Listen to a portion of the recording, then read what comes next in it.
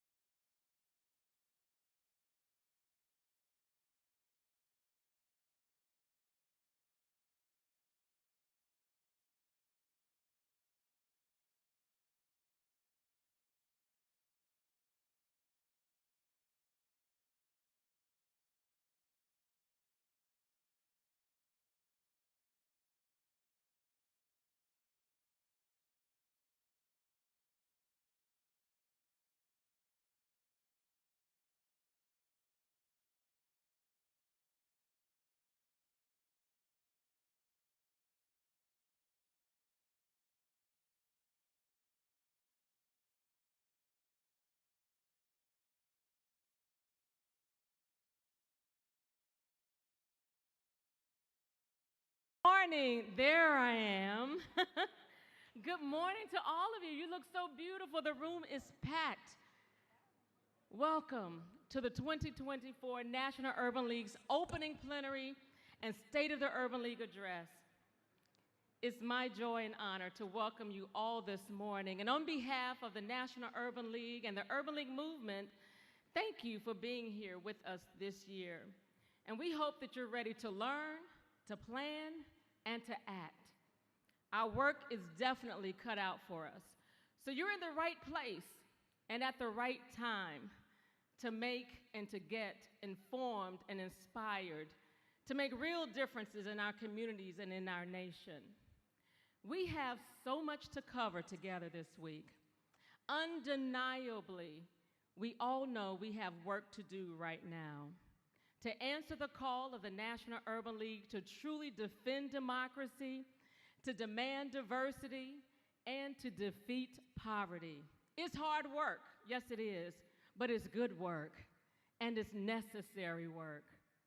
We're truly in unprecedented historical times, times that are challenging, times that are pressing us in tremendous ways. The current racial justice backlash is undeniably real. DEI policies being reversed, in-your-face discriminatory voting laws and racial gerrymandering, revisionist history and censorship of whole academic programs that celebrate the rich diversity of our country are all at risk. A Supreme Court that for the first time in our history in a nation makes us question its ethical standards. And that's just the beginning. And one of our most pressing concerns today is Project 2025, a radical blueprint by the right-wing think tank Heritage Foundation to transform the US government into an authoritarian regimen where the president's power is expanded and unchecked, where our protections are dismantled, and where the civil rights progress we've gained over 70+ years is destroyed. This agenda that is already being implemented and supported by Republican Congress members is rooted in white supremacist ideology. We must fight back.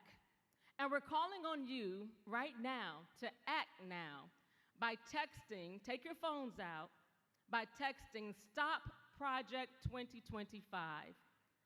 Text, I'll say it again, to Stop Project 2025 to 52886. Let me repeat it because it's not on the screen. Stop Project 2025 to 52886 to learn what you can do to counteract this dangerous threat to our democracy. Now is not the time to sit back and just hope that things will work out. And as always, the National Urban League is front and center in the fight for democracy, equality, and economic and social justice. Now, if you're ready, because we're ready. I see people still texting. That's good. We want you to continue that. Now let's turn our attention to the purpose of this time together this morning, to discuss the state of the Urban League, which in reality is the state of our nation and is the state of the world. I'm especially looking forward to this year's keynote address, which will be delivered by our very own President and CEO, Marc H. Morial. I have no doubt that President Morial's message will move us toward new, effective strategies designed to preserve our country's democracy. Our work is deep and requires significant investments of time, talent, and treasure. And so, with a grateful heart, I'd like to acknowledge our generous title sponsors for this year's conference. Let's give it up for Bank of America, Nationwide, Toyota, and Shell. And we certainly want to thank our sponsor of today's event, Target. The steadfast support of all of these partners humbles me, truly. Their investment is a clear nod of affirmation regarding the value and relevance of the work of the National Urban League and the work of the entire Urban League movement. And their true spirit of partnership is especially significant at this time, when the League and its affiliates are working harder than ever before to combat escalating attacks on our democracy on all levels. So please join me in thanking the sponsors, partners, and champions of the National Urban League for their unwavering support of the League's mission and vision. Please give them all a round of applause. Thank you again to all of our sponsors and partners.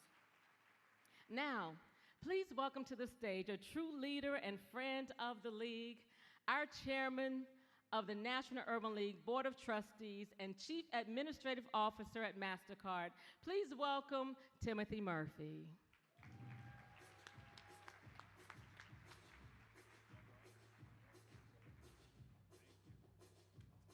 Well, good morning, Urban Leaguers. What a pleasure to be with you in New Orleans this morning.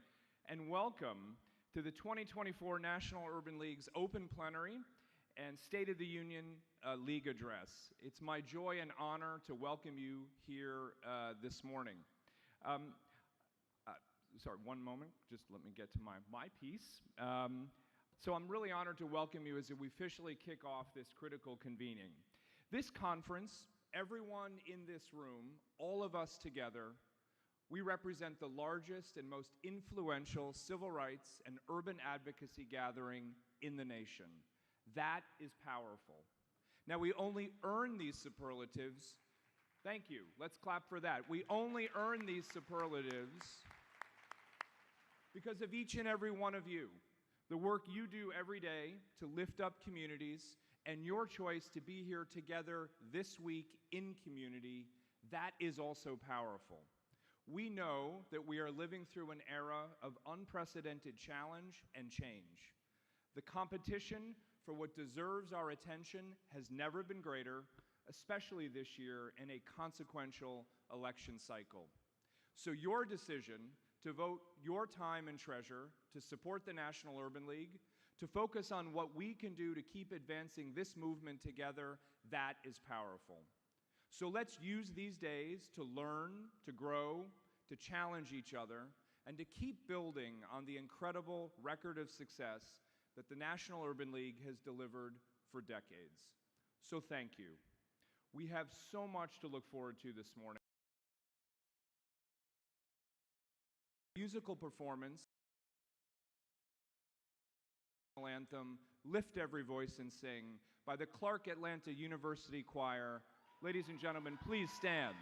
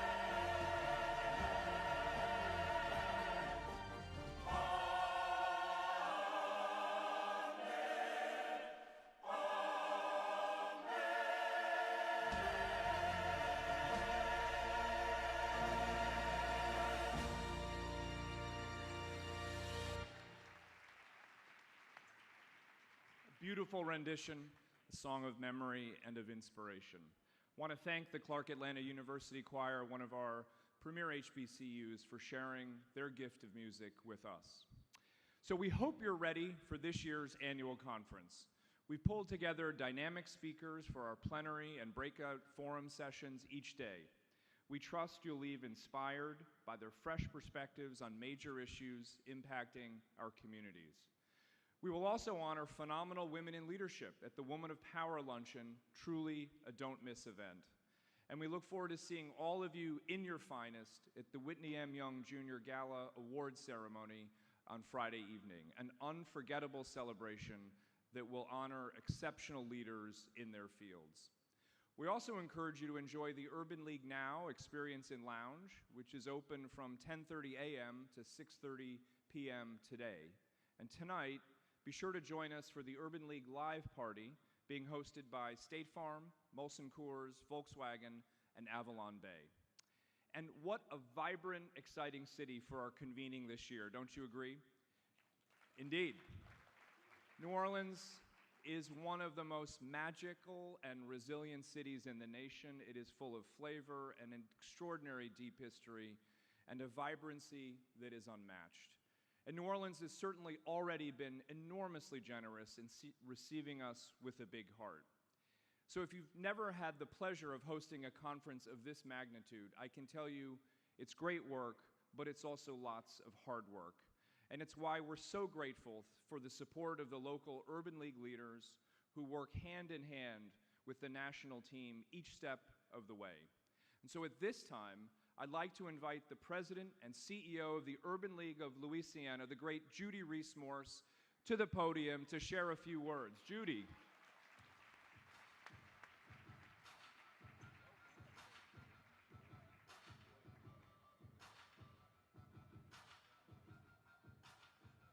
Thank you so much, Chairman Murphy, for that introduction and for your amazing leadership and partnership. Good morning, everyone. It is with great pride and pleasure that I say to you, welcome, welcome, welcome to New Orleans. The Urban League of Louisiana is proud to host the 2024 National Urban League Conference right here in the great city of New Orleans. Many of you know that in 2023, we celebrated our 85th anniversary. So to follow that milestone year with this honor in 2024 is very special to me and everyone at the Urban League of Louisiana. Thank you to former New Orleans Mayor and National Urban League President and CEO, Marc Morial, as well as the National Urban League leadership team and the Board of Directors for your confidence in us.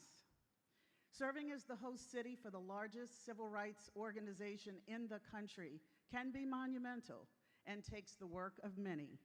There isn't enough time to acknowledge everyone, but I'd like the following to stand and be recognized. The Urban League of Louisiana Board of Directors, the Urban League of Louisiana leadership team, Kathy Washington, Cherie Duckworth, Classy Duncan, Deb Vaughn, and Tyrone Walker. Our amazing and incredible staff, the National Urban League Conference host committee members, co-chaired by Jade Brown Russell, who is also chair of the Urban League Board, Kim Boyle, General Russell Honore, and Bill Goldring, and all of the local panelists, vendors, and volunteers who have come together to give the movement a great experience. Please give them a huge round of applause for their hard work and many contributions. Selecting New Orleans to host some of the country's best thinkers, leaders, and advocates for this year's National Urban League Conference is a testament to our city's rich civil rights history, as well as the leadership, advocacy, and service that the Urban League of Louisiana and its partners deliver every day to the thousands in communities that we serve. Today, the Urban League of Louisiana anchors our service and advocacy here in New Orleans and in 6 other cities across our state.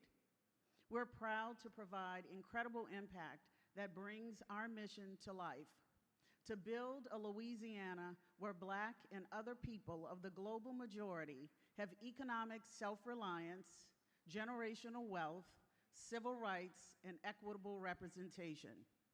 We join 91 affiliates across the country in defending democracy, demanding diversity, and defeating poverty. We defend democracy through our statewide voter education, registration, and mobilization initiative that is increasing the number of new Black voters and increasing Black voter turnout during every election cycle. We demand diversity through convenings of corporate DEI leaders in Louisiana and through partnerships that attack the major disparities in health outcomes for our communities. And we work to defeat poverty by using a holistic and family-centered approach that includes doubling down on early childhood education, expanding resources for small businesses and apprentices, and tackling the racial wealth gap for Black and brown families through program, policy, and practice changes. The Urban League of Louisiana's vision is to build a legacy of well-being and economic security that passes from one generation to the next, and where Black people and others of the global majority are living their full potential. And I will tell you, we won't stop until we achieve it. We do this work every day to bring our mission to life, but it is just knowing that we are a part of a mighty national movement that keeps us going, keeps us focused, and keeps us hopeful for the future. We are here today together to replenish and renew the fire that this time demands of us. The Urban League movement is one of eternal hope, and you came to the right place to renew the fire and hope that we need for the fight that we're facing. Our prayer is that you leave New Orleans better informed, better equipped, and more motivated than ever to do the work of ensuring that our communities have the information, support, and tools that they need to thrive, not just survive. And while you are nourishing your minds and your souls, don't forget to spend generously as you nourish your bodies with a cuisine unlike any other in the world. Be sure to spend generously with local Black-owned businesses here at the Hyatt and around the city, because it is downright rude to return home without gifts for family and friends. We hope that you have an incredible time while you're here. Again, welcome to New Orleans. God bless you.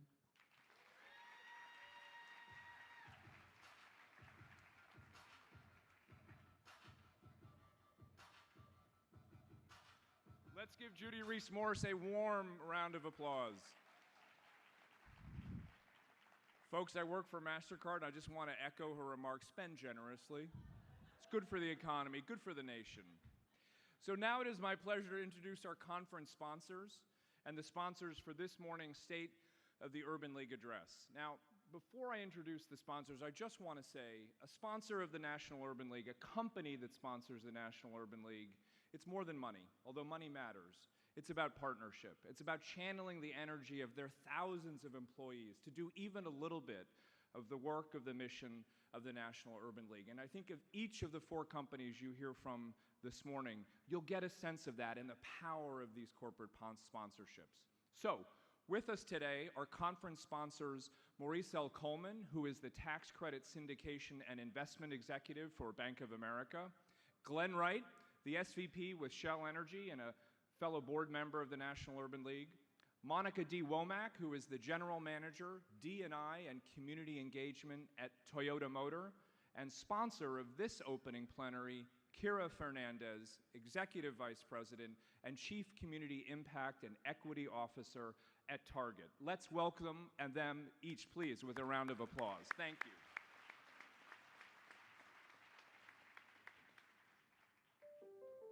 The racial and economic disparities that have long existed in this country have been widened by the coronavirus and amplified by the most recent acts of injustice. People around the world are coming together with greater urgency to demand action.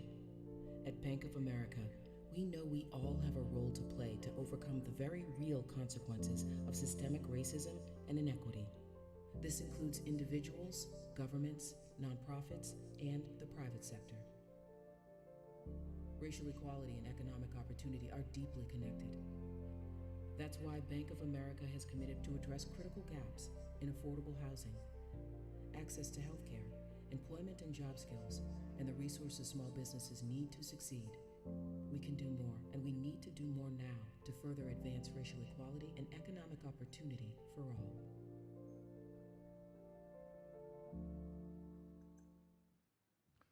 Good morning. Give yourselves a round of applause for being here. Good morning. Again, I am Maurice Coleman, and it is a wonderful privilege to be here to speak with you today. First and foremost, I want to thank my dear friend and brother, Marc Morial, President and CEO of the National Urban League, for being a true inspirational leader in our community here in the city of New Orleans, as well as for the National Urban League for over 2 decades. At Bank of America, we are so grateful to have had Marc serve on our National Community Advisory Council, where he provided invaluable insights to our leaders to help us create products and solutions to deliver to the communities that we serve.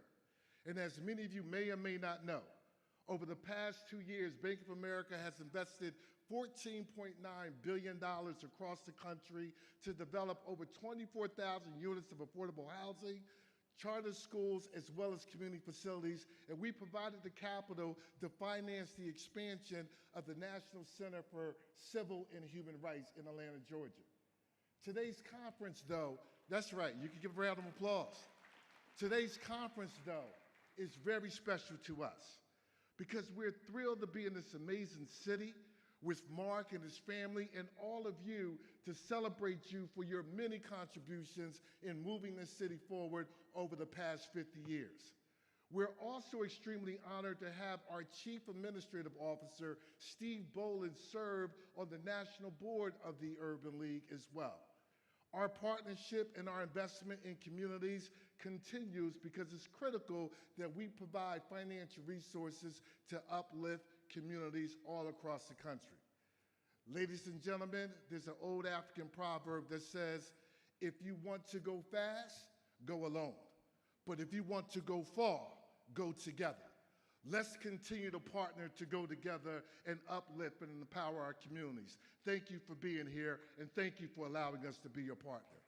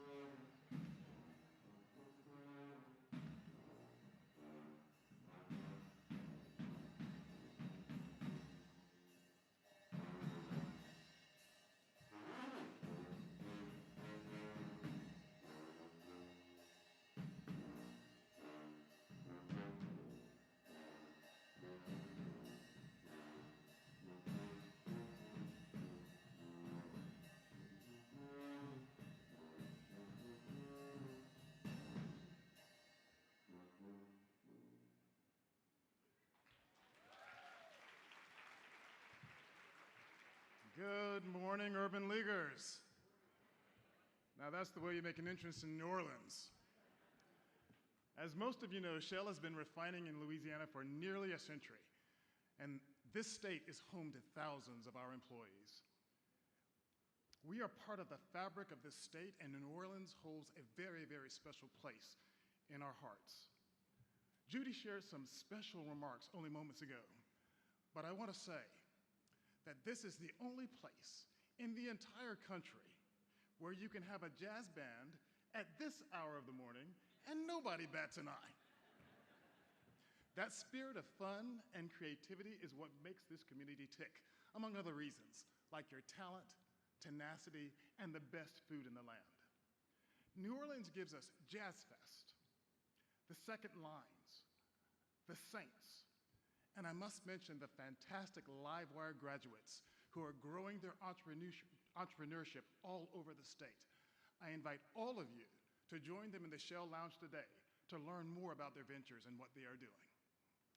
Shell USA is incredibly proud to be a part of this community. Louisiana and New Orleans will continue to be instrumental in helping us to deliver the energy society needs today while we work towards becoming net zero by 2050. Last year in Houston, I stood on the stage and said that to truly make progress, we believe everybody must experience the economic, social, and environmental benefits of a changing energy system. No community can be left behind. That is as true today as it was then. My friend Marc Morial agrees. Marc has dedicated over 20 years of service to the National Urban League, and he understands that an inclusive energy transition will always mean listening, engaging, investing in the Black community, starting right here on his home turf. I am so honored to be here, and I'm proud of the 50-year plus relationship that Shell and the National Urban League has had. Judy and Marc have created a fantastic special program for all of you this week, and I look forward to it. I look forward to community, I look forward to good company, and of course, I look forward to good feud. So with that, as they say here in New Orleans, laissez-les bon temps rouler. Have a fantastic conference, and thank you.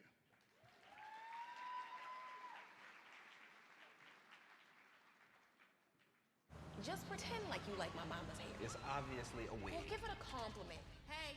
I'm just addressing the elephant in the room. The elephant is the wig. Do not make me come back there. You know what?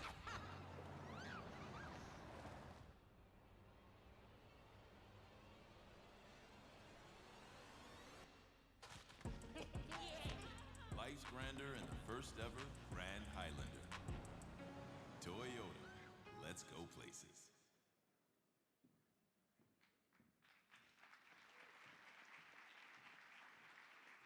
Good morning, everybody. I'm Monica Womack, General Manager of Diversity Inclusion and Community Engagement for Toyota Motor North America. And it is a pleasure and an honor to welcome all of you to this game-changing conference here in the beautiful city of New Orleans and today's State of the Urban League plenary session. For more than 3 decades, Toyota has partnered with the National Urban League in our shared goal to create a world where opportunities exist for all and where everyone can reach their greatest potential. And to that end, we proudly support this conference and other empowering initiatives that advance communities of color and elevate the underserved. So as you've heard today, we're going to hear from our President, Marc Morial's vision for the future, and particularly in this climate, one that defends democracy, demands diversity, and defeats poverty.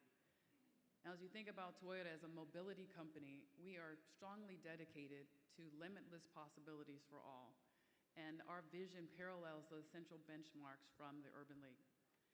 Because while we're leaders in a business of providing physical mobility, like the cars that we sell, we also aim to be leaders to ensure social and economic mobility for all.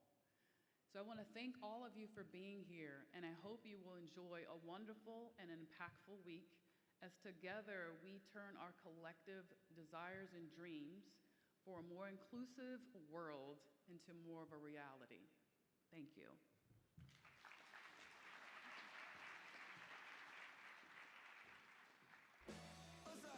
These are our moments of joy,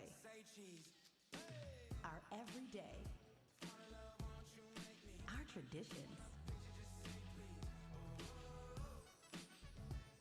our stories, our creativity, our get-togethers. Because the joy we create every day is what makes us, us. Shop the Black History Month collection at Target.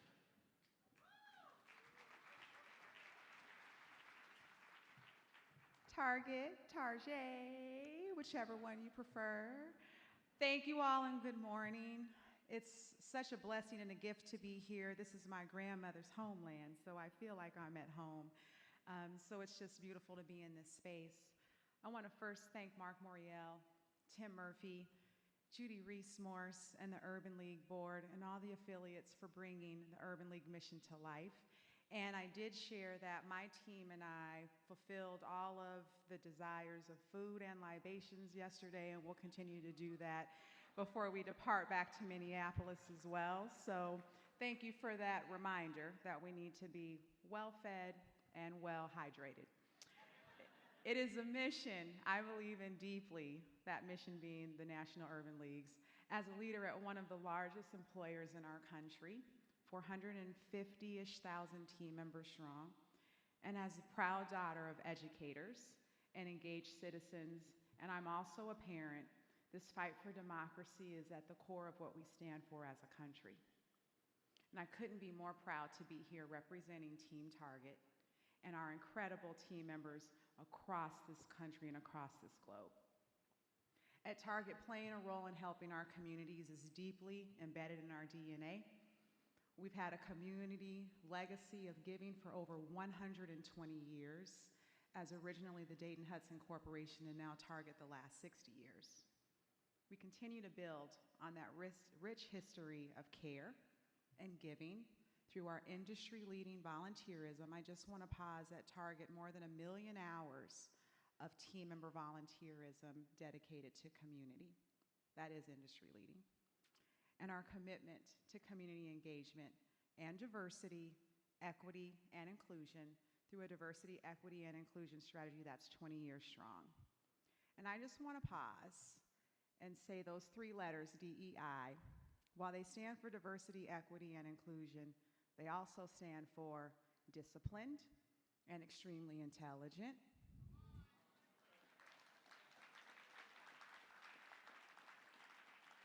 They also stand for dedicated to engaging innovation.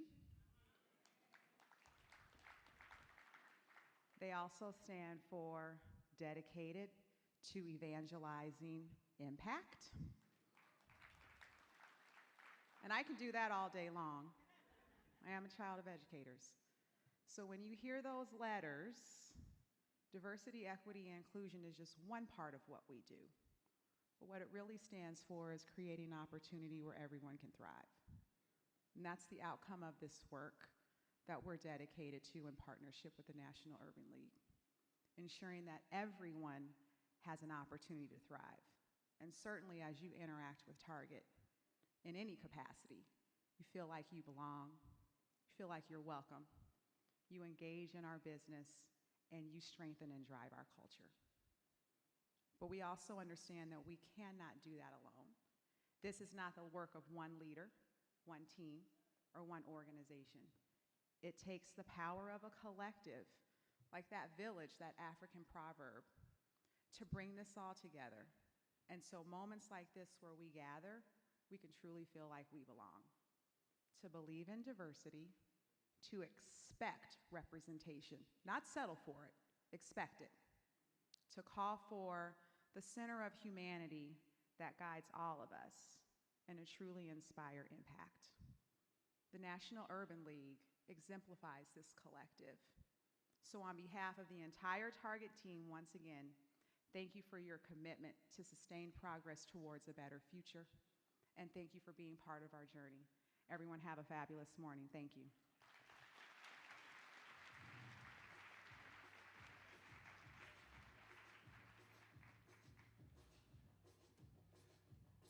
So remarks by 4 great companies, and companies notwithstanding the environment that are doing the work, that continue to advance an inclusive agenda because it's the right thing and also because it's just really good for business. So before I introduce our next speaker, let me go back to something Rhonda spoke of earlier.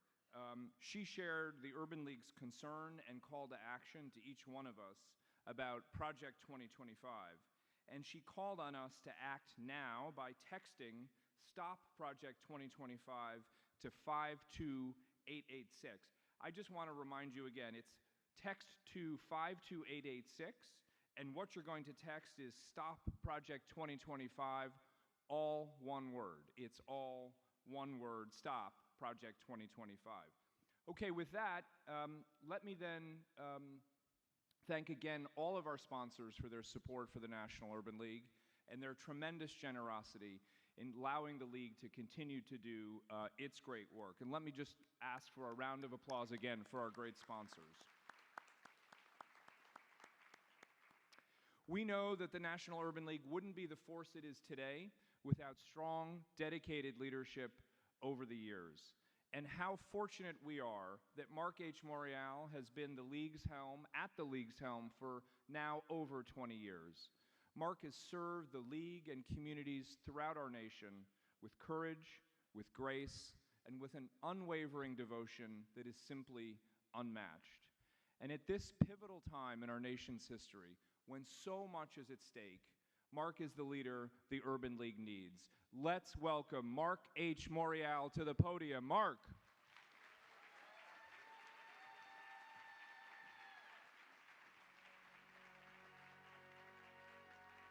Dearly beloved,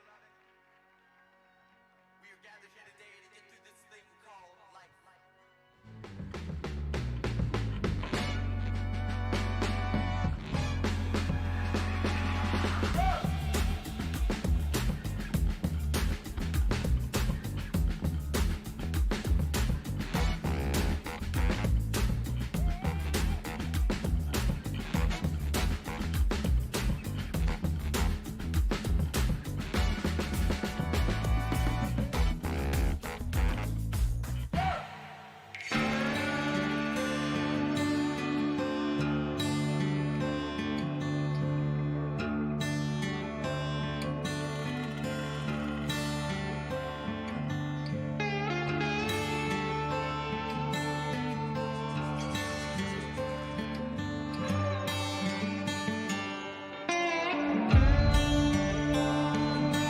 Great Migration was really seeking a political asylum within the borders of our own country. When you look at the radical changes that happened within a few years of the demise of slavery. There was a kind of irrational exuberance. Sometimes in the most repressive times, we create the most extraordinary art.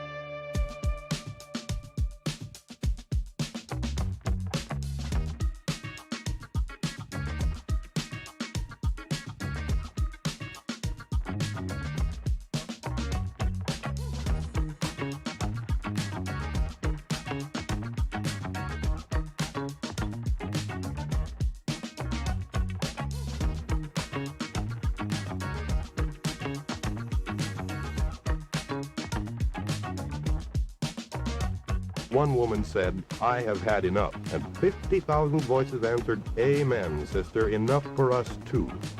I have a dream that all men are created equal. You should ask yourself who taught you to hate being what God gave you.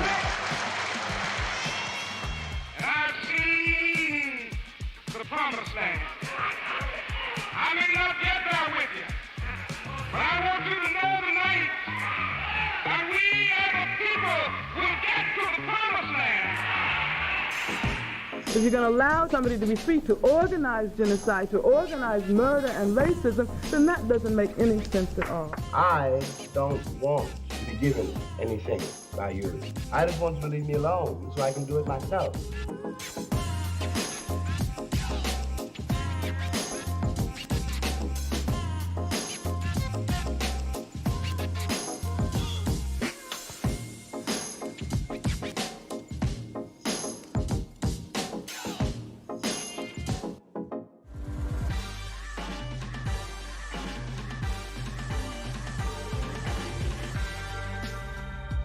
We must not be afraid to say to ourselves that we have much more work to do.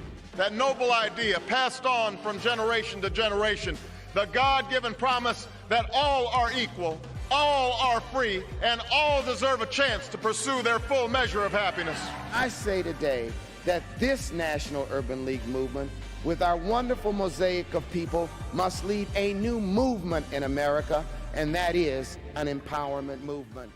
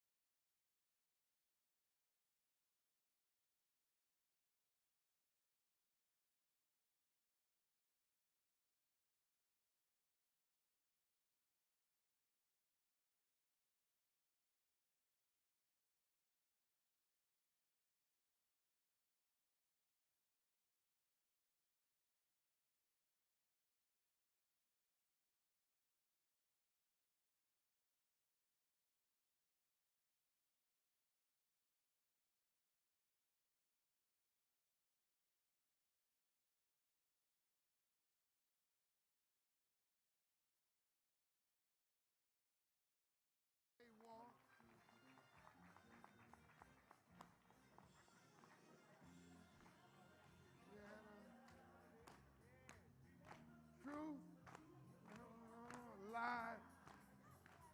We want freedom, justice, and equality. Hey, dear. Got to give the people all what they want. Got to give the people.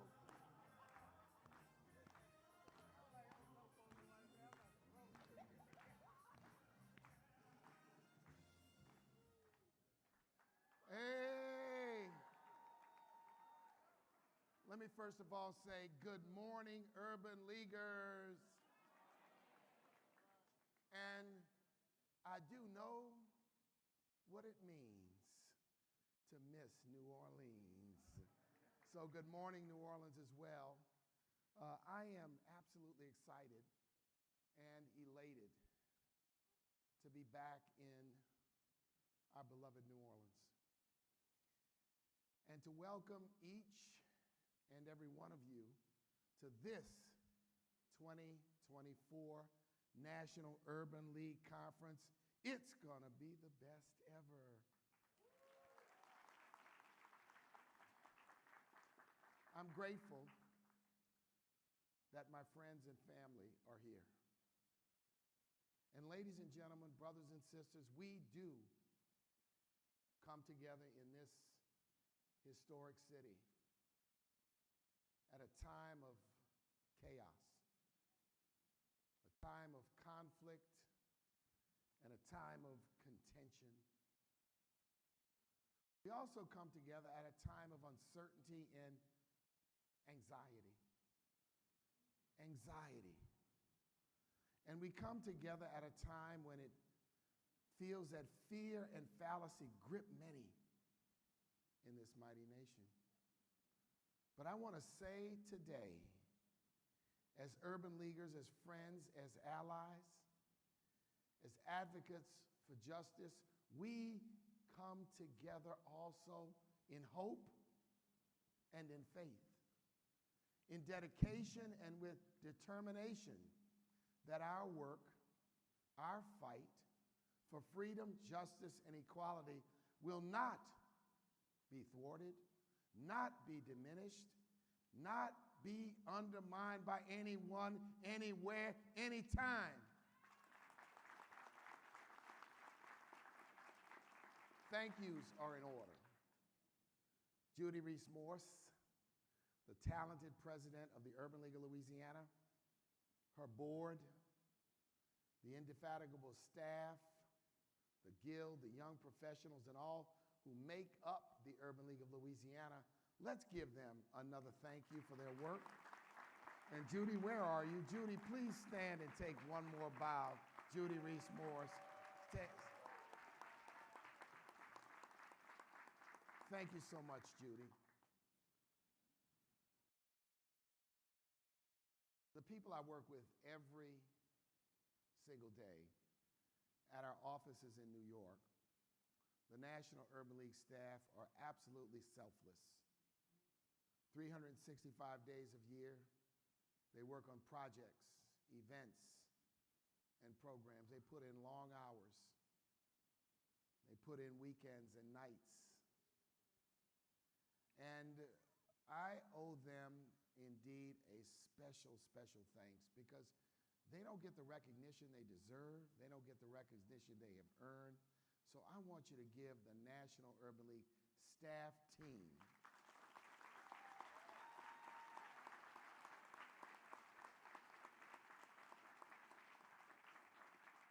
and with our incredible executive producer, Rhonda Spears Bell, we're here to bring you what we think is the baddest,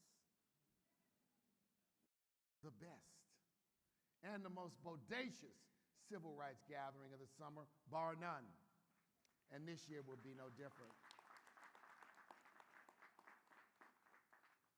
Tim Murphy leads our board of trustees. The people I work for, they provide guidance, they provide commitment. But I want to tell you about the extraordinary work they've done over the last several months, beginning last year when the Supreme Court struck a blow for affirmative action and the insanity and the madness of the attacks on diversity, equity, and inclusion began. Our board members stepped up. They created a special committee. They made a commitment that their companies would not retreat. They would not backtrack. They would continue to stand up for diversity, equity, and inclusion because it's the best for America.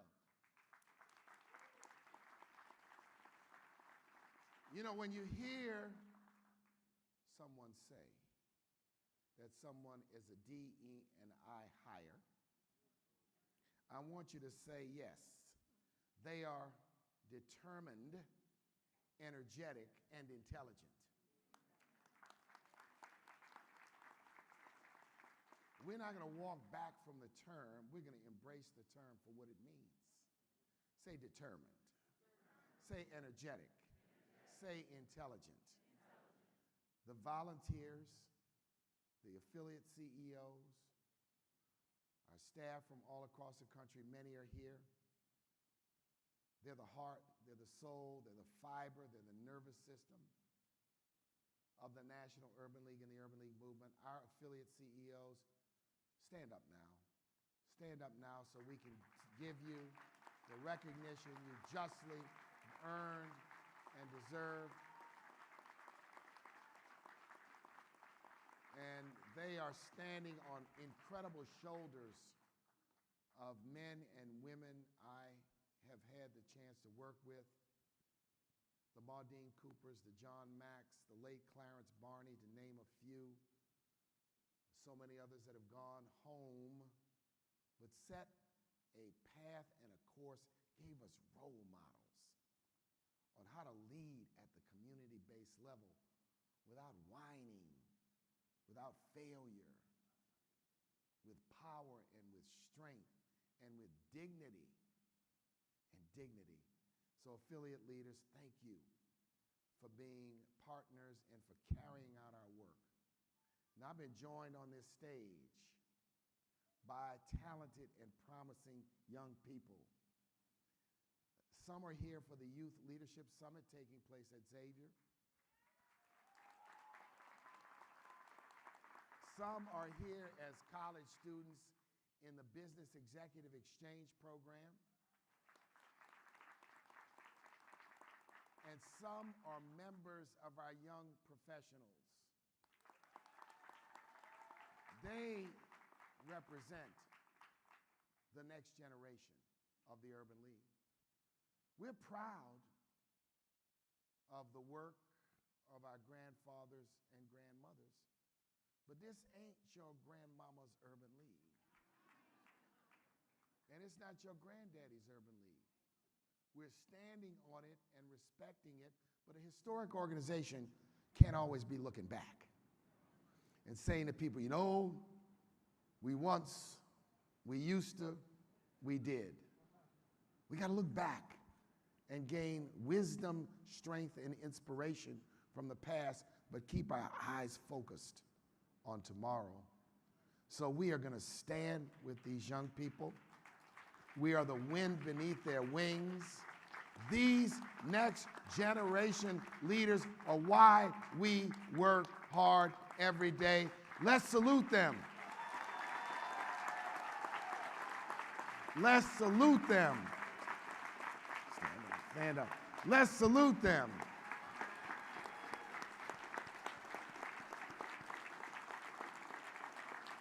And out here, there are other Youth Summit students, and I'll talk more about our volunteers and our young professionals as well. Sponsors, partners, volunteers, I want to salute you as well. I do not want to begin naming you because I may forget somebody, and then I'm going to be in big trouble, hot water. But here's what's important. What's important is that without volunteers, without contributors, without supporters inside America's business and philanthropic institutions, we could not do what we do. We simply could not do it. And I am eternally grateful, and we are all grateful for what you do. So we want to salute you and tell you thank you. Let's do one clap for all the sponsors.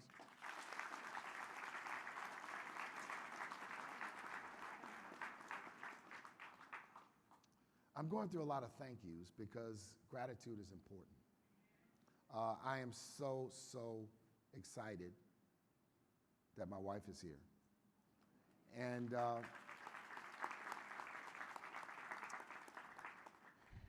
And our eldest daughter, Kimma, is here, and she has with her her hubby, Julius, and also the newest addition to the family, our granddaughter, Audrey. who is 2 years old. When I joined the movement, Michelle and I had just gotten together, gotten married. Kimber was a college student. Her husband, Julius, was a dream. Mason was an energetic 1-year-old. And Margot and Audrey, they were great dreams too. Today they, are here, and I'm so thankful for their accomplishments, all of their accomplishments in education and professionally. So thank them. I want you to give them a hand. They guide me and put up with me, depending on the hour, the minute, and the day. And then, if you're a VIP, a wannabe VIP, a used to be VIP, a trying to be VIP, and I've not acknowledged you, I hereby consecrate you as a VIP for life and ask you to stand. If you're a VIP and I haven't recognized you, stand up now so we can acknowledge you. I can't believe there are no takers. Give yourselves a big round of applause, ladies and gentlemen. Thank you.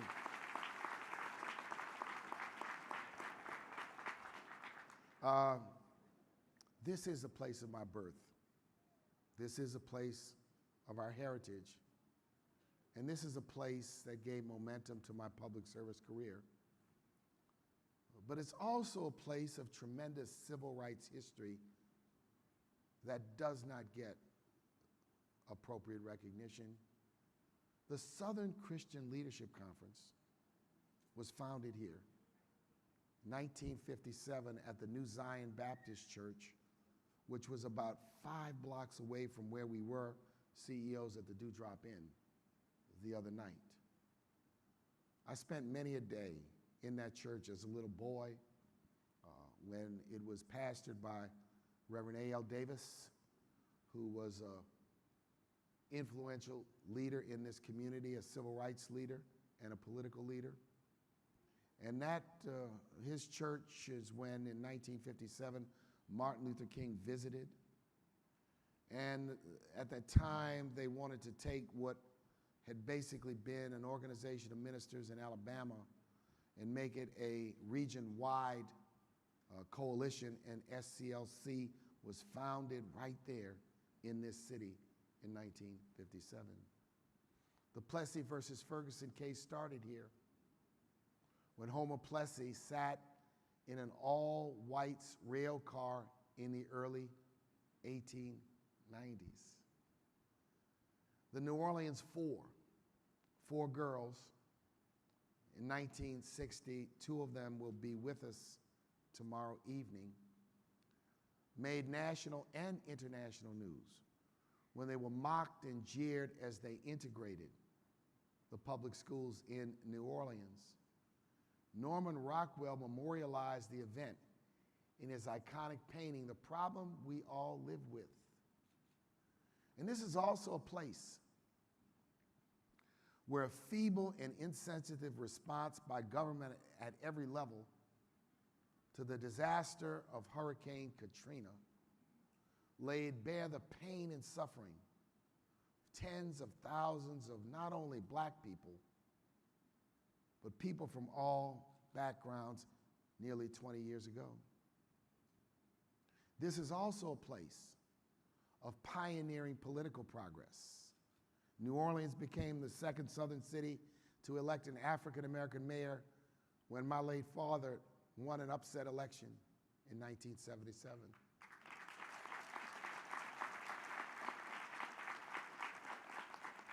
And Louisiana leads the nation in the number of African-American judges per capita as a result of 2 voting rights lawsuits, one of which I was proud to be a part of as a young civil rights lawyer in the 1980s and 90s.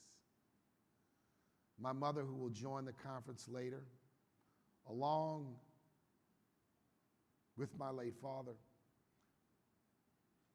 set an example of public service, commitment, and sacrifice to the cause of justice and equality in this city. They were warriors in the civil rights movement in the 50s and 60s. My brothers and sisters, my sister is here, one of my sisters is here, two of my sisters are here, learned from them values that we share: commitment, hard work, but also standing up for what you believe in and for your principles. It was a difficult and challenging time as we were part of the first generation to go to integrated schools in the city. Being called names, being mocked and challenged was a daily occurrence. As we grew up in Pontchartrain Park, crossed through the ditch to go to our elementary school in all-white Gentilly Woods, and then cross back through that ditch to go home each day. But let me tell you about those experiences. We learned resilience and tolerance. We learned that the hopes that unite us are greater than the fears that divide us. As our circle of friends included our black friends in the neighborhood and our white friends at school. And we learned that the cause of civil rights and equal justice requires lifelong commitment, not just an episodic adventure. This city and its struggle shaped our values and our lives.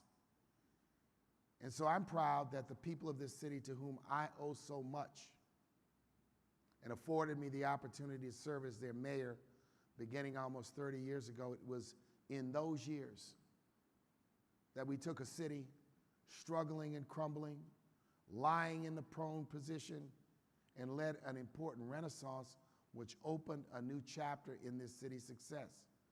Crime was reduced, housing increased, minority business flourished, Super Bowls came, the Essence Festivals came, a professional basketball team came to town, and y'all know I could continue and continue and continue and continue.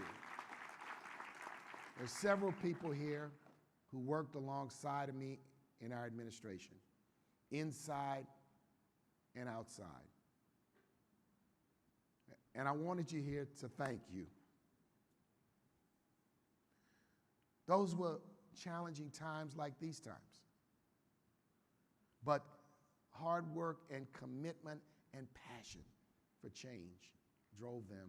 So if you are here, you served in our administration, our extended administration, you part of the Gumbo Coalition posse, I want you to stand at this time. I want you to stand at this time. I want you to be recognized. I want to thank you all. Lots of folks here.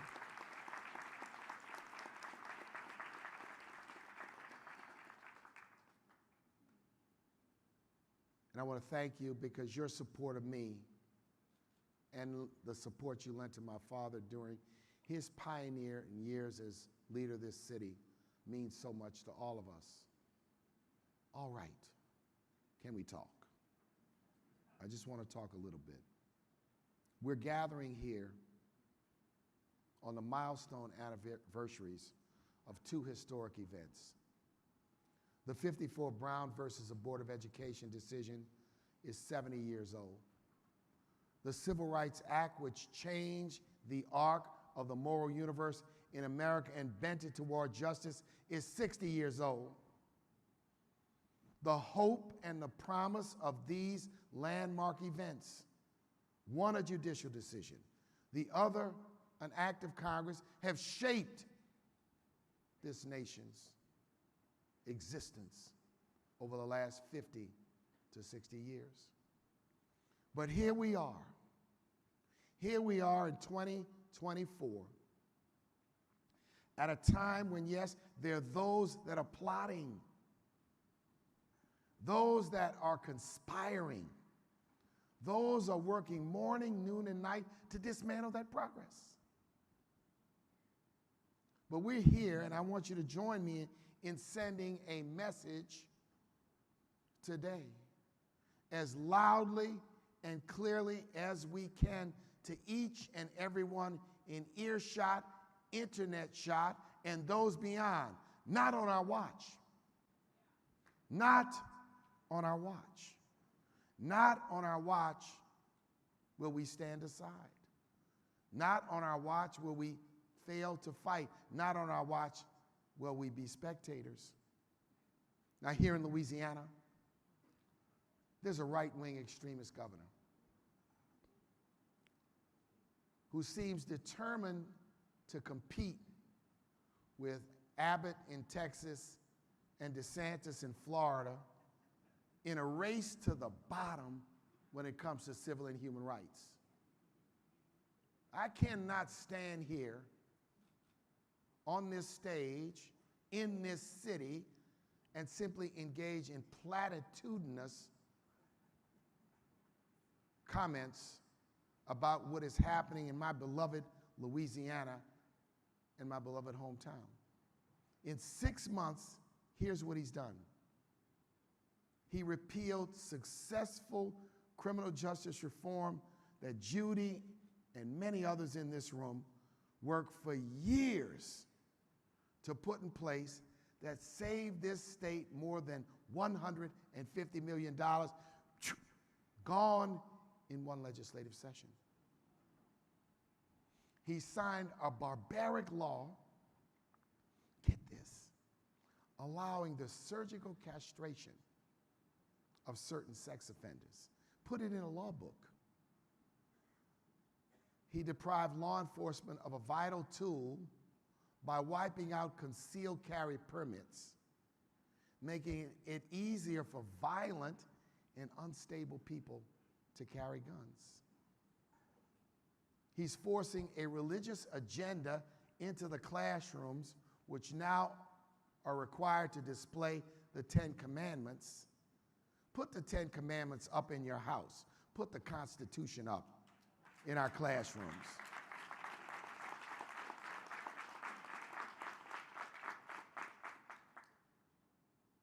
He's upheld one of the country's strictest abortion bans and endangered women by restricting access to safest methods of abortion. He's pushed regressive anti-LGBTQ+ policies, including Louisiana's version of a Don't Say Gay bill. I must say today, we reject this direction in this state. And we reject it based on history and based on principle. This is a multiracial and a multicultural state with an incredible background and tapestry of people from many parts of the world. When it is united, it is strong. When it is divided, it cannot stand. So we say to the governor today, and I've never met the governor, I challenge you, sir, to be a governor for all. I challenge you to be a governor for everyone in this state, not just for some. This governor managed to do all of this even though he received the votes of only 18% of the state's registered voters, because we had one of the lowest elections in Louisiana in history, with fewer than 36% of the people turning out. A low turnout in this fall's presidential election could spell an even bigger disaster for civil and human rights all across this nation. We must turn out. And I'm not exaggerating. It's not tomfoolery. It's not puffery to say that democracy, as we know it, hangs in the balance. Let me tell you why. Right now, there's a group that some have referred to as a slime machine. They're preparing a long list of federal civil servants who could be replaced with partisan hacks who are prepared to push through a dangerous and regressive agenda known as Project 2025. 900 pages of hate and garbage. 900 pages of poppycock parading as an intellectual document. But you know, if you walk back in history, you'll find that Project 2025 has a granddaddy. Its granddaddy is the old Southern Manifesto. Now let's take a little history lesson here. What was the Southern Manifesto? Brown v. Board is issued by the United States Supreme Court, unanimous 9-0 decision. And a group of Southern politicians get together and put together what they called a Declaration of Constitutional Principles, drafted in response to that ruling. It was simply a vow to uphold racial segregation and white supremacy, signed by 19 senators and 82 representatives from the South. But Project 2025 even goes further. It would implement a social hierarchy that oppresses not only people of color, but women, non-Christians, the LGBTQ community, disabled Americans, working families, and immigrants. It is absolutely imperative that we dedicate ourselves to defeating and, yes, destroying Project 2025. It is a dangerous blueprint. It is dripping with hatred and contempt. But let us oppose it because it is anti-American. It is anti-democratic. And we must build a coalition of the willing and the principled to wholeheartedly reject it. So today, as we gather in this city, I'm asking all of you to commit to our D3 call to action. 1, defend democracy. 2, say it, demand diversity. 3, defeat poverty. Say it, defend democracy. One more time.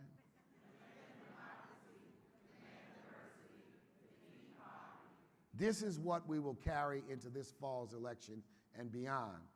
When we reclaim our votes and reclaim our power as a part of our Reclaim Your Vote campaign. We must defend democracy because over the last 4 years, since the violent, anti-democratic January 6th insurrectionists did their dirt on Capitol Hill, where 7 people lost their lives, law enforcement officers had their lives threatened, and now there are more than 850 people criminally convicted. These people were not patriots. These people were insurrectionists who didn't like the outcome of an election, and they did more than whine and cry. They attacked the citadel of Western democracy, the United States Capitol. But even further, since that moment, there have been 1,800 laws proposed in state legislatures all across the nation that have no purpose whatsoever except to make it harder for people to vote, to give politicians the ability to overturn free and fair elections, to create apportionment schemes that are racially biased, and to thwart American democracy. We must defend democracy because we favor and embrace that the founding fathers in Philadelphia in Independence Hall, they got the theory right, that all people are created equal and endowed by their Creator with certain inalienable rights, life, liberty, and the pursuit of happiness. They got the execution way wrong. Slavery, the oppression and exclusion of women, these were morally reprehensible. But I say, let's look back at those times, understand those times, and embrace our role today as what I'd like to call constitutional perfecters. Abraham Lincoln was a constitutional perfecter. Frederick Douglass was a constitutional perfecter. Elizabeth Cady Stanton was a constitutional perfecter. Susan Anthony was a constitutional perfecter. They fought to make the American franchise available to African Americans and women through the 15th and the 19th Amendments. Like Whitney Young and John Lewis and Martin Luther King. They were constitutional perfecters who fought to pass the Voting Rights Act in 1965. Like Lyndon Johnson, a courageous and politically cunning president who signed the Voting Rights Act and the Civil Rights Act. We must be constitutional perfecters. Like every freedom rider, every marcher, every litigant, every soldier in the fight to make the right to vote available to all, we must be what? Constitutional perfecters. We must say to the nation today, loudly and clearly, we will not let democracy slip. We will not let democracy wither. We will not let democracy die. Not on your watch, not on my watch, not on our watch, because we owe it to them. And we owe it to them.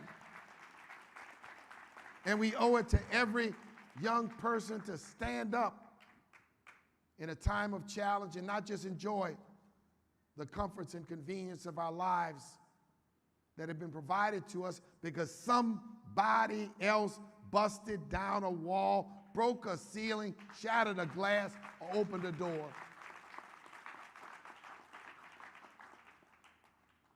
So it's a call to action. We must say in this presidential campaign, anyone that shows up to ask our community to vote for them, sign here on the dotted line, I will support the John Lewis Voting Rights Advancement Act. I will support the Freedom to Vote Act. Don't drive by the community and say, I gave you a check.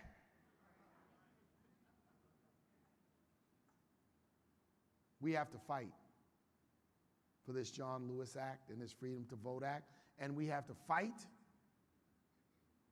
until hell freezes over, and then we're going to fight on the ice. We will fight on the ice. We must demand diversity. We have to build an America in the 21st century for all Americans, an America where every one of these young people on this stage and beyond has access to the best schools, the best jobs, access to capital if they want to build a business. This requires a commitment to diversity, a commitment to overcome the pain and injustice of the past. We've seen college admissions programs attacked by regressive Supreme Court. We've seen the Fearless Fund, a group of talented women who simply wanted to create a small program to assist black women, business owners who've been locked out and left out, come under withering attack from the same high-powered, big money people who are behind Project 2025. Project 2025 wouldn't simply eliminate racial justice initiatives. It would use the Justice Department's Civil Rights Division to investigate and prosecute state and local governments, institutions of higher education, corporations, and any other private employers with diversity, equity, and inclusion policies. It sounds like a gulag.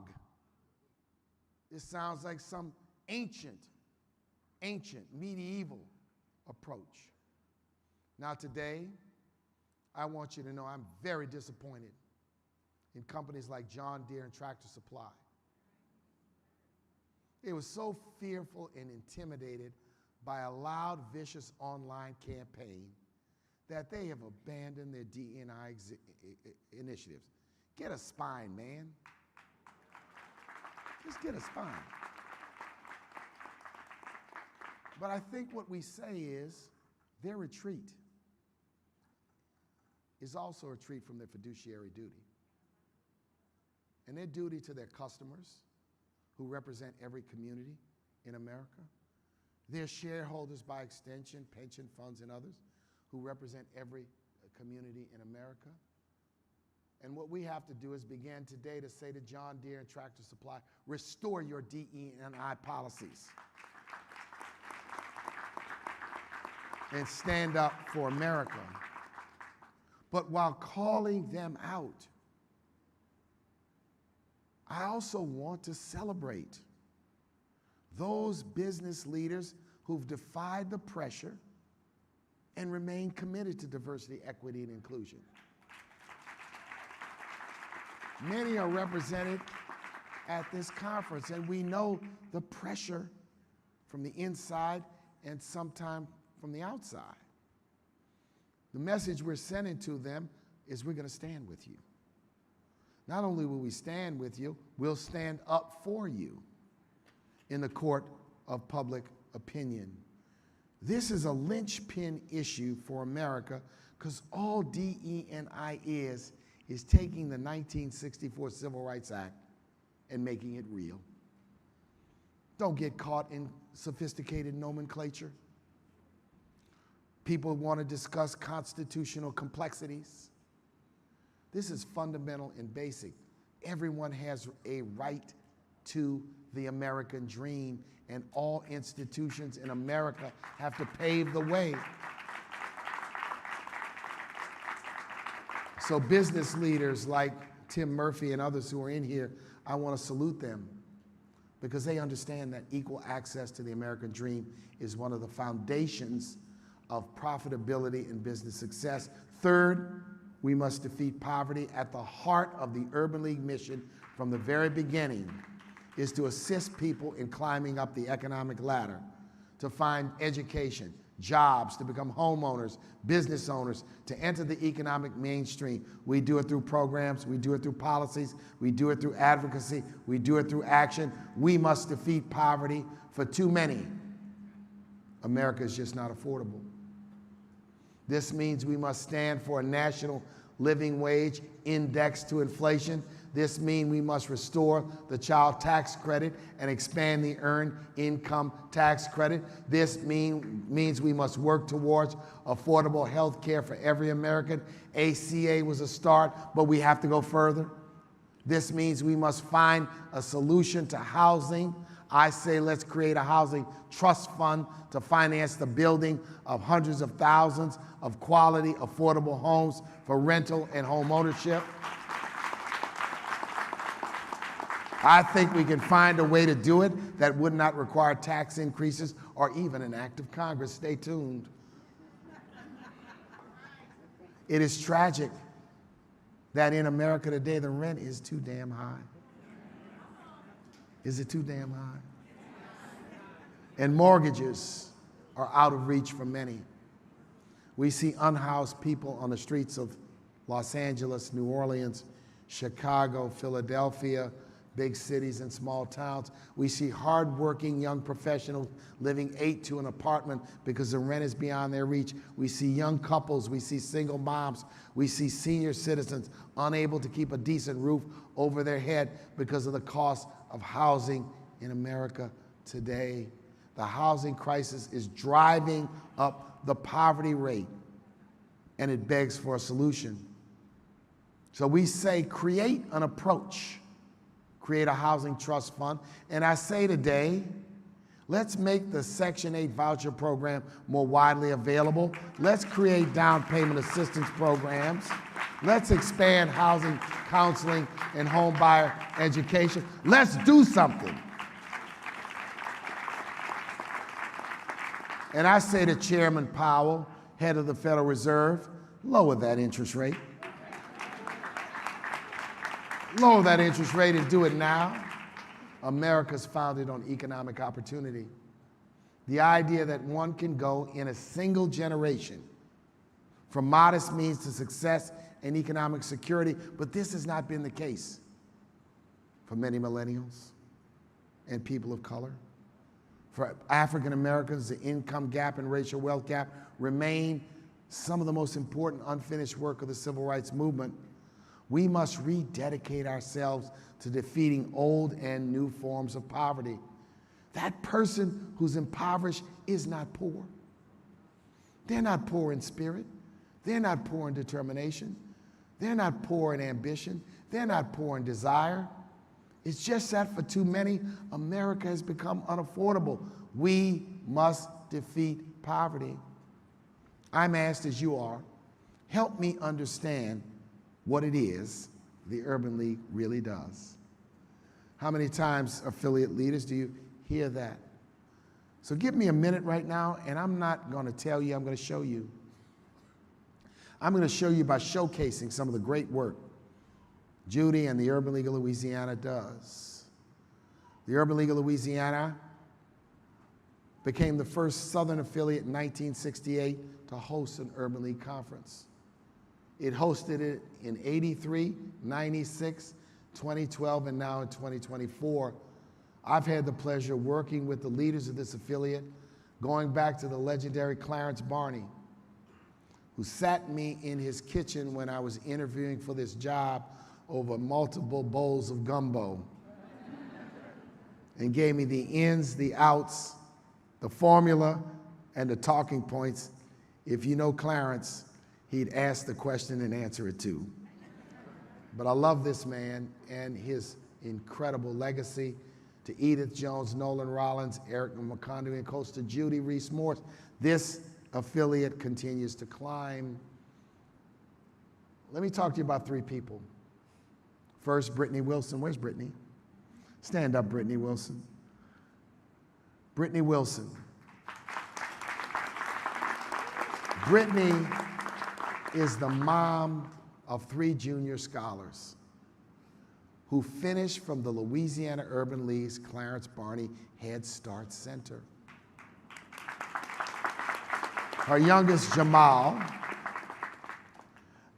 had some developmental delays, but Head Start helped her to identify it. They built a plan.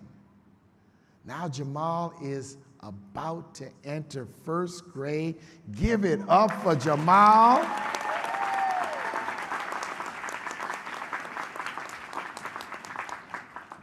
Brittany's middle child is Brooklyn. She finished Head Start in 2019. Brooklyn is now headed to 5th grade. Stand up, Brooklyn. Let's give it up for Brooklyn. And then Jamari. Jamari was in Head Start back in 08 and 09. The same year Brittany graduated high school as a teen mom. Fully completed the program at 209. This fall, Jamari is on her way to the Howard University.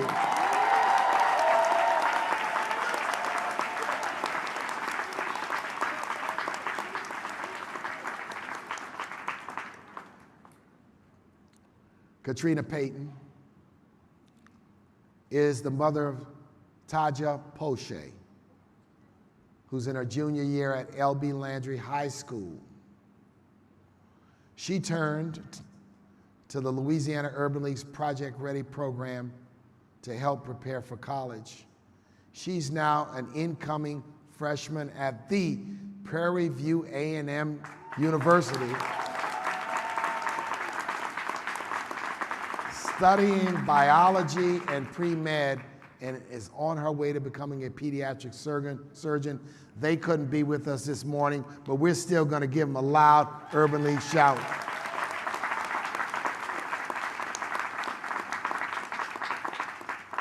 And then there's our brother Isaac Jones.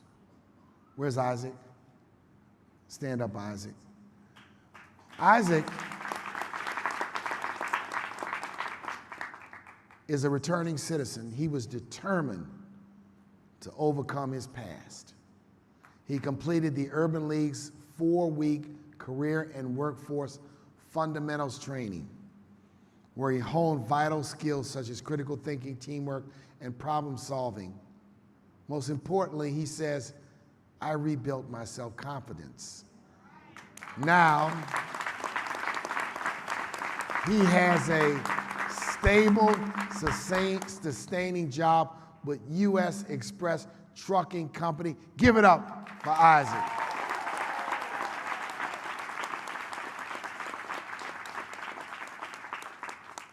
See, when someone asks you what the Urban League does, give them Isaac's Instagram number.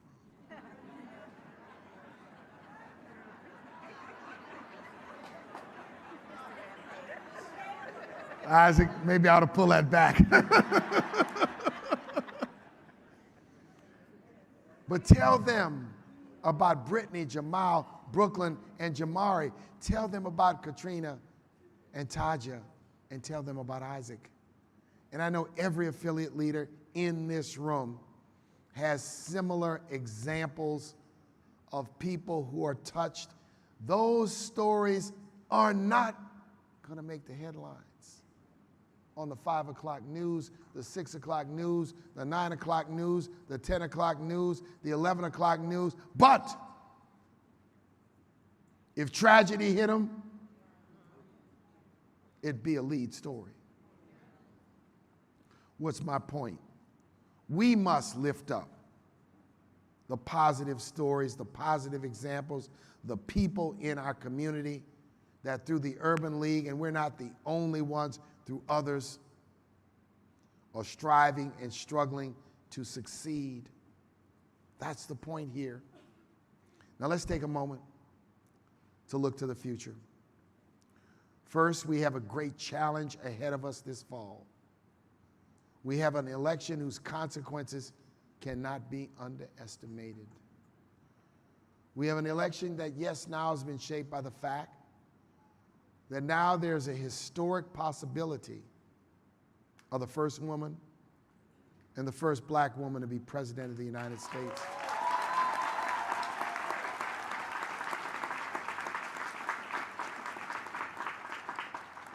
And when I think about that, I think about if Harriet Tubman was here, if Dorothy Height was here, if Mary McLeod Bethune was here, if Shirley Chisholm was still here looking down, if Barbara Jordan or Susan B. Anthony, if they were here, what would they think just about the possibility? They'd be shocked, they'd be stunned, and I know they'd be excited and say, God has looked with favor on our work. Now, Kamala Harris, she's part of the Urban League. Many of you will attend the Women of Power luncheon today. 20 years ago in Detroit, Michigan, the first Woman of Power luncheon, the first honoree was Kamala Harris. The first one. Newly elected district attorney in San Francisco. And I want to say a few words about President Biden. He's been to the Urban League Conference many, many times. He's been a consequential president and a great leader. In partnership with his administration, we've greatly expanded the National Urban League's programmatic offerings. He appointed the first black woman to the Supreme Court.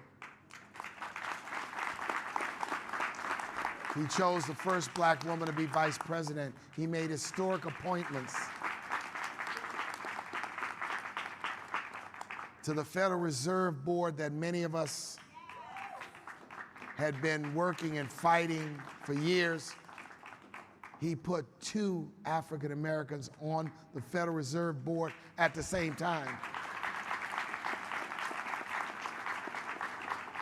And so that the record is clear, and that the champions of mendacity, you know mendacity? It means lying, but it means lying in a habitual way. President Biden has presided over the lowest black unemployment rate in history. He helped rescue the nation from COVID. We couldn't do our conference for 2 years. We had to do it virtually. And COVID, remember, claimed the lives of more than 1 million Americans. And he's led one of the most successful economic recoveries of any nation in the world. And he's put an economic blueprint together to rebuild infrastructure, broadband, water systems, to restore and rebuild manufacturing jobs that we foolishly lost because of 1980s and 90s trade policies. His record is unmatched when it comes to an unapologetic commitment to racial justice. I salute him. We have to salute this man. Yeah, I've seen him many times flub some names. He done flubbed my name once or twice, Melanie. And we've seen him, sometimes stumble over his words, Melanie, in those meetings. That's not the point. That's not the point. The point for a leader, where is his heart? Where is his head? What does he stand for? And I salute Joe Biden. Salute Joe Biden.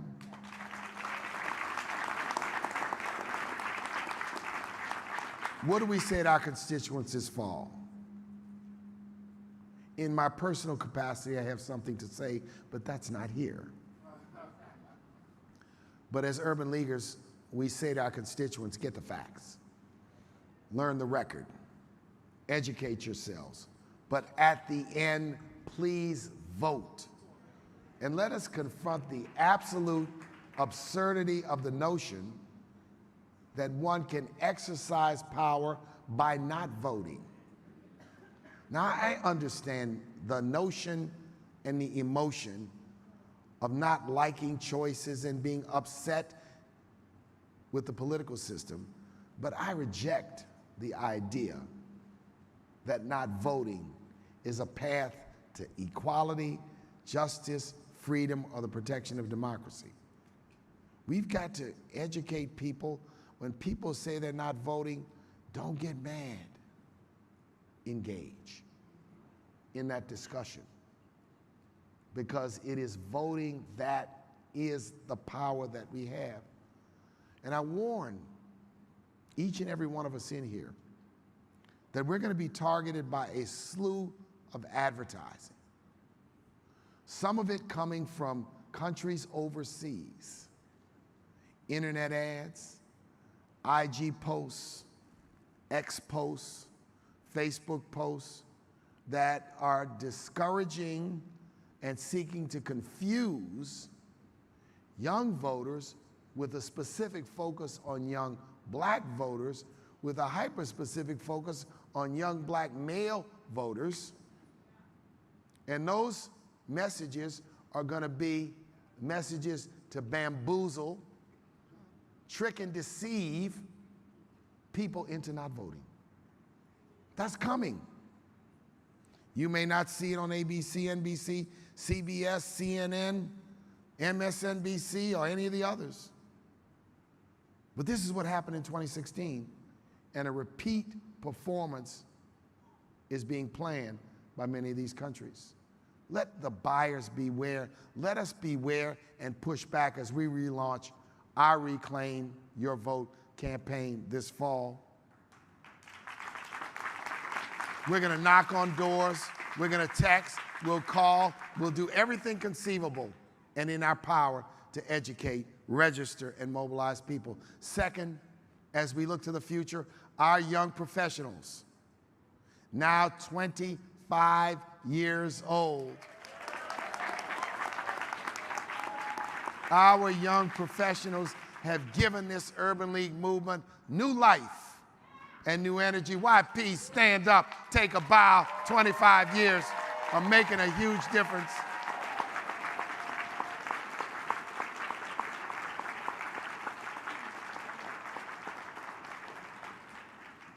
Our young professionals are doctors and lawyers and tech entrepreneurs. They're professionals, they're executives, they're elected officials, they're affiliate CEOs.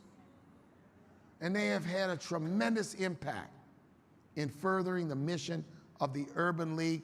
Another time, happy 25 years, National Urban League Young Professionals. Shalondon, keep leading.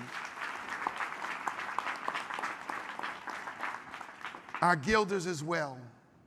Soon they'll be 90. And the Guilds remain the bedrock of our volunteer movement.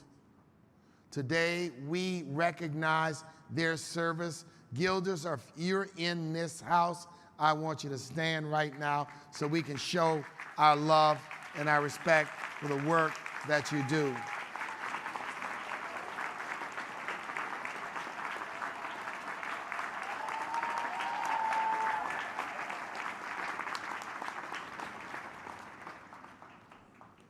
as effective as those auxiliaries are,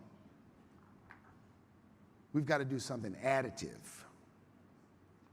So we'll propose to the Board of Trustees this fall the creation of a new auxiliary, a new volunteer auxiliary that we will call the National Urban League Influencers.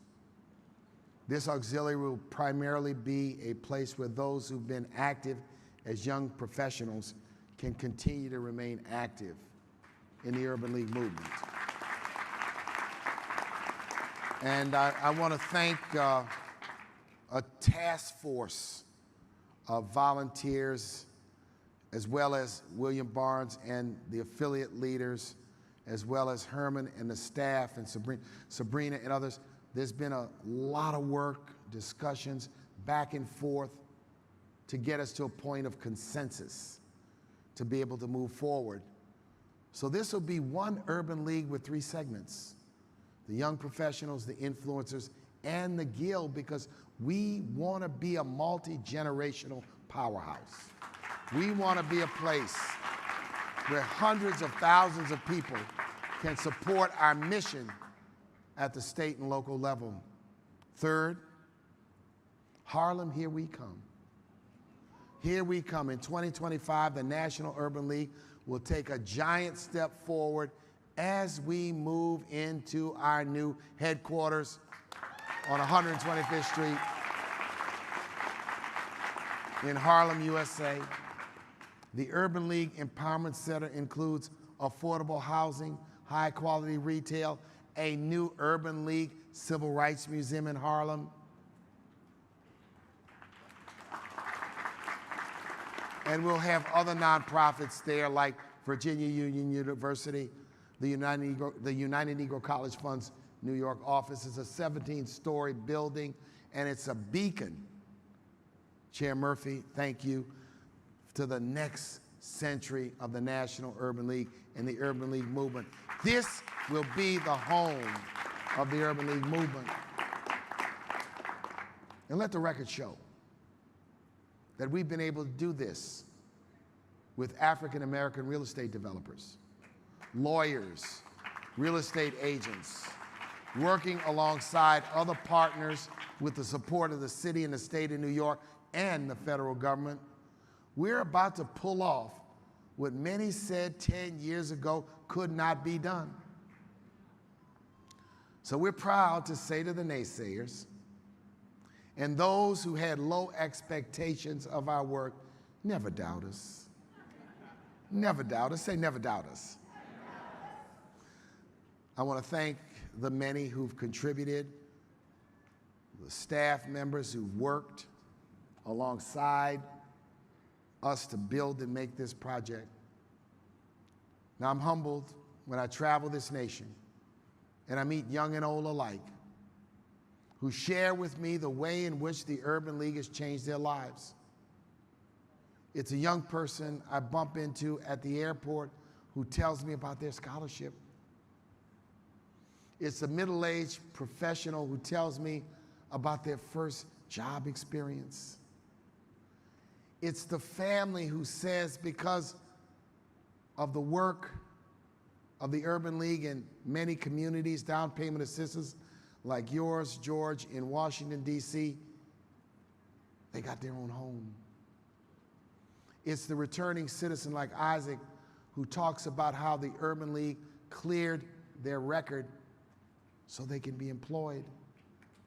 It's the senior citizen who received temporary assistance to pay rent or utility bill. These experiences really touch me. These are the testimonies of strangers. These are the voluntary testimonies of strangers. And it helps remind all of us that we're not a think tank and we're not a talk tank, we're a do tank. We're about action. We're about making a difference. So today, once again, we're standing on shoulders. We're standing on the shoulders of George Edmund Haynes and Ruth Standish Baldwin. We're standing on the shoulders of Lester Granger, Eugene Kinkle Jones, and Whitney Young, and of Dorothy Height, and of Fannie Lou Hamer, and of the Reverend A.L. Davis and Avery Alexander. In this city, we're standing on the shoulders of Vernon Jordan, Molly Moon, Hugh Price, John Jacob. We're standing on the shoulders of Jackie Robinson and Willie Mays and Bill Russell and Muhammad Ali. We're standing on the shoulders of Shirley Chisholm and Barbara Jordan. And we're standing on the shoulders of our late sister, Sheila Jackson Lee.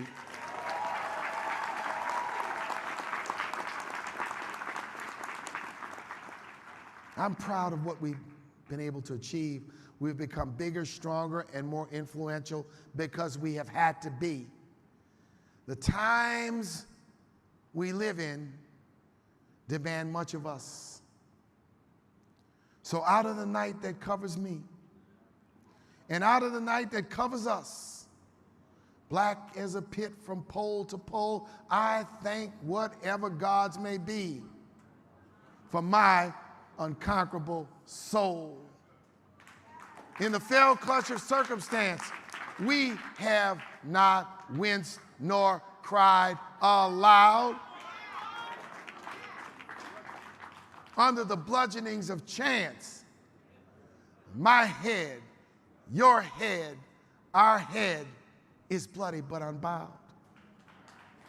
So beyond this place of wrath and tears looms but the horror of the shade. And yet the menace of the years finds us and shall find us unafraid.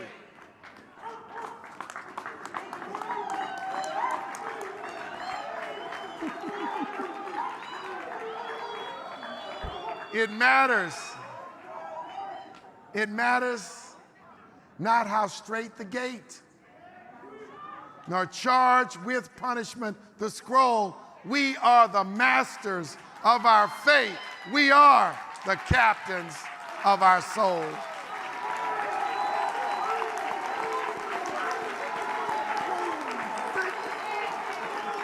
So,